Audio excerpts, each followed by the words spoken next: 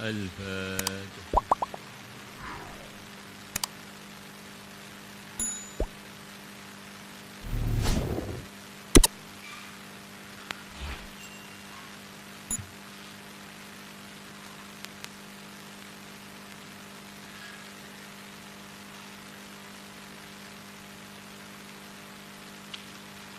Bismillahirrahmanirrahim.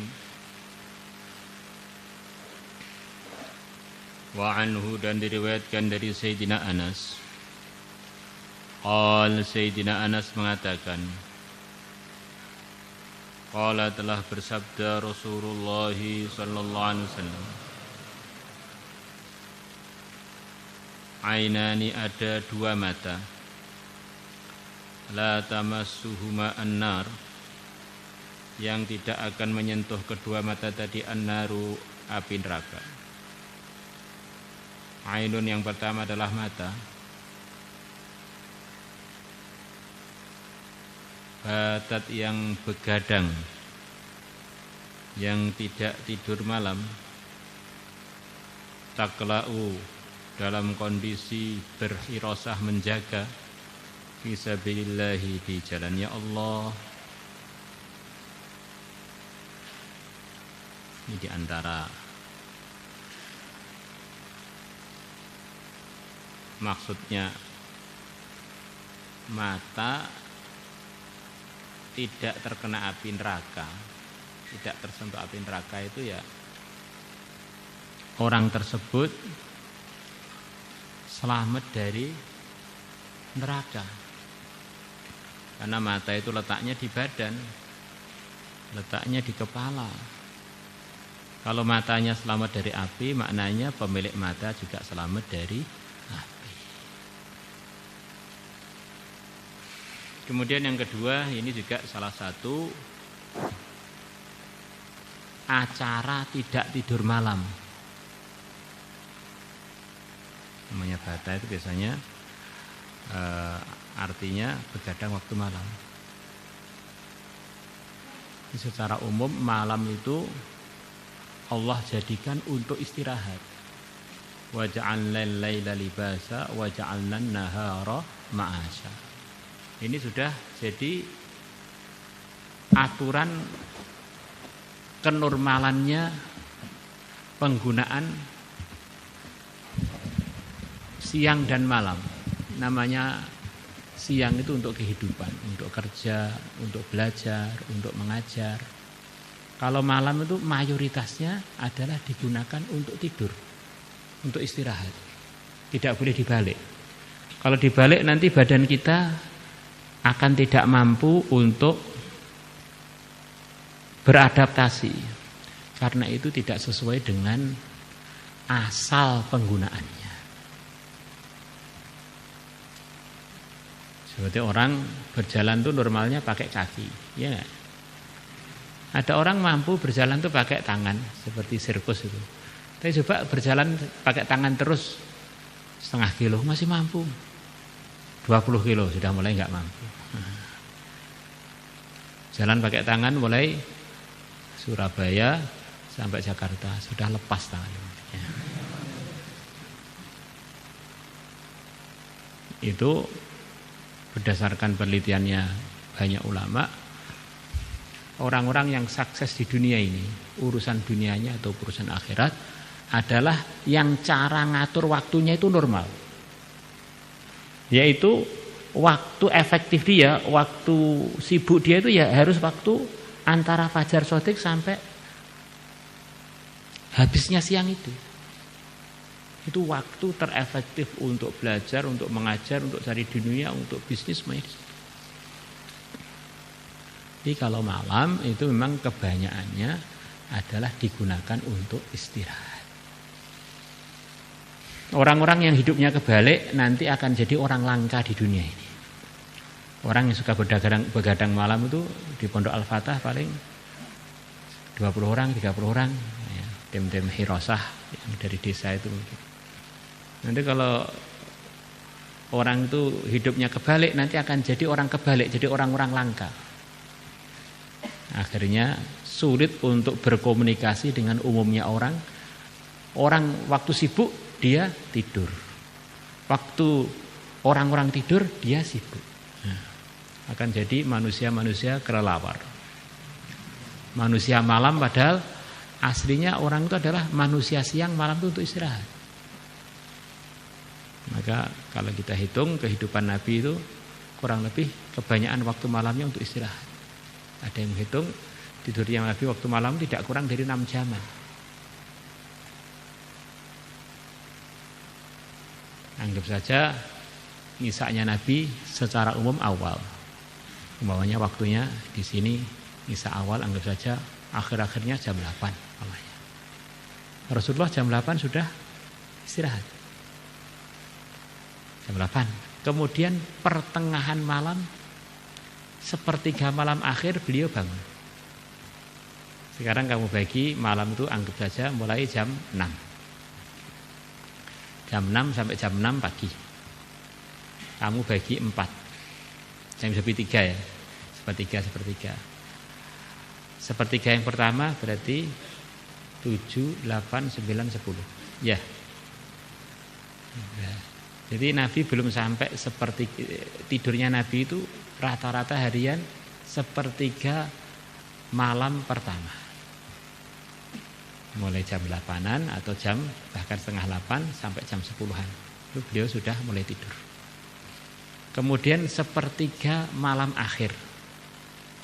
Itu berarti mulai jam 11, 12, 1, 2. Ya. Jam 2 bangun. Tahajud 8 rakaat. Setiap rakaatnya rata-rata Nabi 30-an ayat. Anggap saja 1 jam. Jam 3. Paham ya? Jam 3 kemudian beliau tidur lagi sampai azan subuh. Azan subuhnya tadi kan ngitungnya jam 6 ya, biar mudah ya, jam 6. Anggap saja masih bisa tidur lagi 1,5 jam sampai 2 jam. Akhirnya berapa jam beliau tidur di malam? 4, 6 sampai 7 jam. Ya. Nah. Kalau siang beliau tidur sebentar, yaitu sebelum duhur. Itu kehidupan normalnya manusia yang sesuai dengan kebutuhan tubuhnya manusia. Tapi ada waktu-waktu memang orang itu ditugaskan untuk satu tugas, akhirnya untuk beberapa waktu kebalik seperti waktu-waktu hirosah. Nah, orang hidupnya nggak normal itu harus ada alasannya, yaitu begadang, tidur malamnya terganggu dengan sebab ada tugas namanya hirosah. Nah, tapi kalau begadang yang tidak ada tujuannya itu merusak badan dan merusak stabilitas kehidupan manusia. Jadi nanti akan merusak keluarga, merusak anak, merusak ngaji, merusak sekolah umum, merusak itu. Maka kok ada pelajar nanti istirahatnya nggak tertata dengan baik, rata-rata ngajinya nggak karu-karuan. Olahragawan nggak bisa nata hidupnya dengan baik, nanti nggak bisa prestasi. Fisiknya habis energinya. Maka ini salah satu tempat untuk orang punya alasan begadang, tidur malamnya jadi acak-acakan adalah karena ada tugas hirosah. Selain itu hidup kita harus normal. Secara umum hidup kita harus normal. Kurang lebihnya begitu. Wa ainun bakat, dan mata yang menangis min khasyatillah karena takut pada Allah. Rawahu Abu Ya'la bi isnadin jayyid wa Tabarani. Illa annahu qala, hanya Tabarani mengatakan Nabi bersabda dalam Tabarani, ainani la tarayani an-nar. Ada 2 mata yang 2 mata tadi tidak akan melihat an-nar, api neraka. Melihat aja tidak, apalagi kesentuh. Nah. Wa Ibnu Abbas radhiyallahu anhu qala, sami'tu, aku telah mendengar Rasulullah sallallahu alaihi wasallam yaqulu, beliau bersabda, ainani, ada 2 mata la tamassuhuman nar, yang api neraka tidak akan menyentuhnya. Ainun pertama adalah mata bakat yang menangis min khasyatillah karena takut kepada Allah. Wa ainun dan mata batat yang begadang yang tidak tidur malam, tahrusu untuk berhirasah fisabilillah di jalan Allah. Rawahu Tirmidzi wa qala haditsun hasan wa rahul Hakim min hadits Hurairah ila anhu qala. Hanya saja Nabi bersabda dalam riwayatnya Hakim dari Abu Hurairah,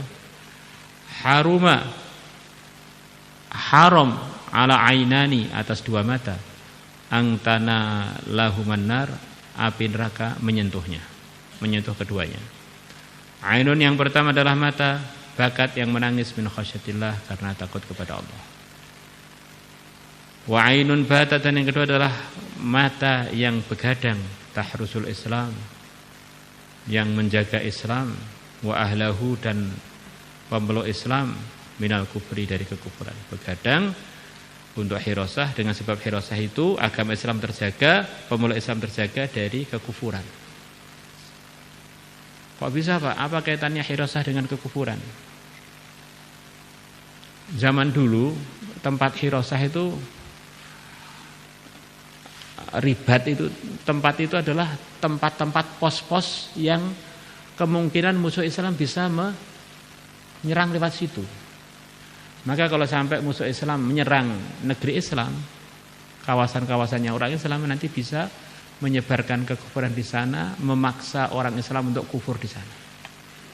Itu kalau dianggap kekufurannya karena pengaruh dari luar.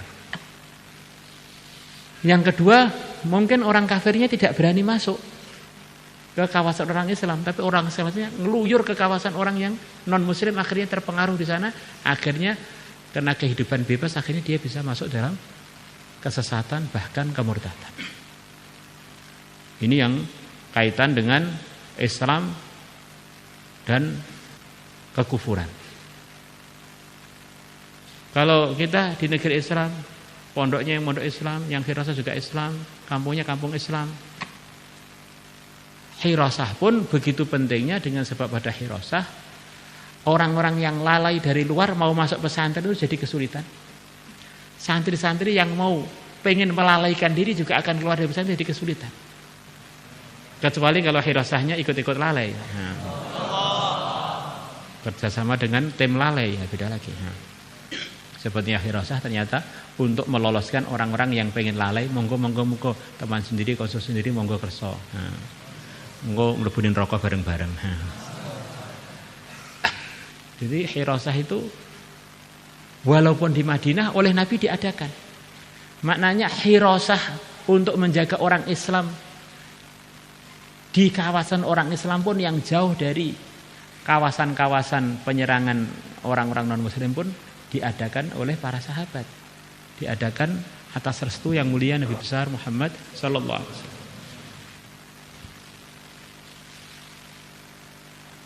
Wallahu a'lam bishawab. Ini Rabiul Awal, kita akan mengadakan acara Maulid insyaallah pas Rabiul Awal malam apa? Insyaallah kita undang semua santri putra dan santri putri dan orang kampung, muhajirin muhajirat, untuk bareng-bareng muji-muji Allah, bersyukur kepada Allah atas nikmat yang terbesar yang dihadiahkan kepada alam semesta berupa kelahiran yang mulia Nabi besar Muhammad sallallahu alaihi wasallam. Insyaallah. Acaranya nanti kita dominasi dengan baca salawat. Karena ceramah sudah banyak, yang kurang itu baca salawat. Nah, ceramah cukup 5 menit, 10 menit, yang lainnya baca salawat, baca berjanji, baca pujian-pujian pada Allah, salawat pada Nabi. Insyaallah isaknya di indoor, insyaallah. Putra dan putri semuanya di Al-Masjid baru, insyaallah.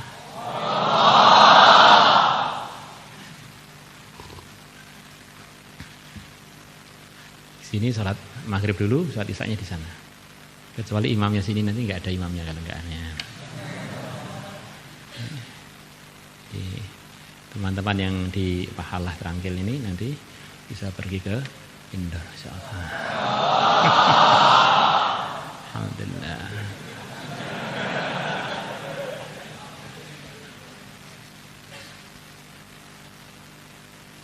Berapa hari? Senin, Selasa, Rabu, 3 hari lagi insyaallah. مولاي صل وسلم دائما أبدا على حبيبك خير الخلق كلهم هو الحبيب الذي ترجى شفاعته لكل هول من الأهوال يا ربي بالمصطفى بلغ مقاصدنا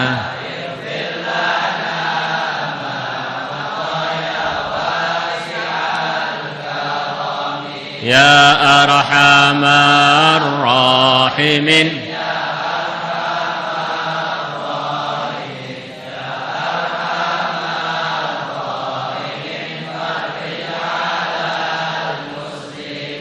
يا عالم السر منا وعافنا واعف عنا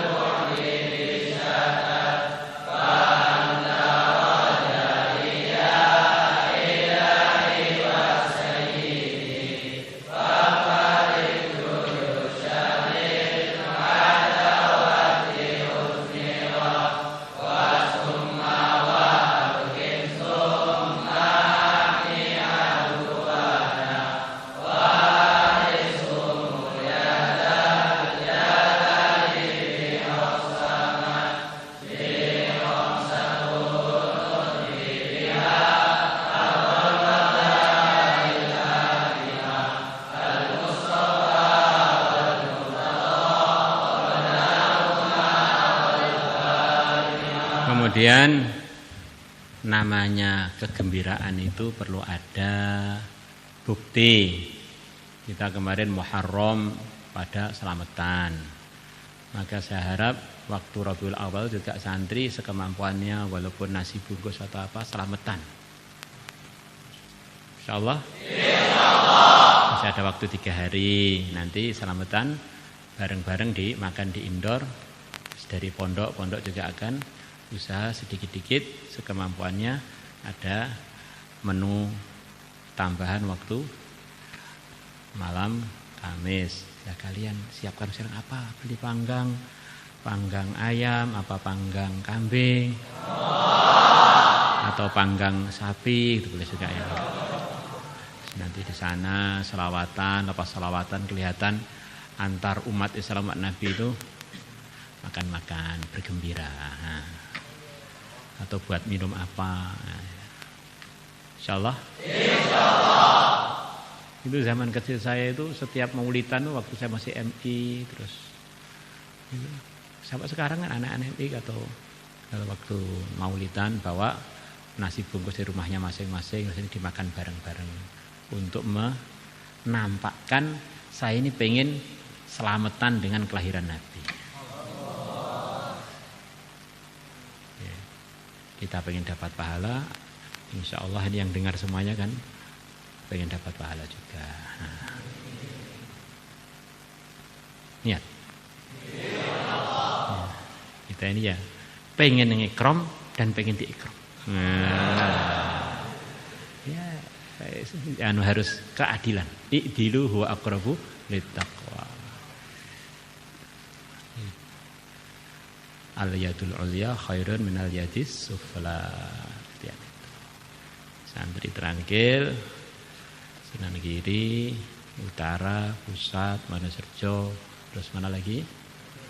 Telu, kemudian Joko Tingkir, Taji, putra putri, orang-orang kampung, teman-teman kampung, muhajirin muhajirat, mungkin desa-desa sekitar juga dipersilahkan bareng-bareng selawatan, termasuk jin-jinnya dipersilahkan datang. Salatullah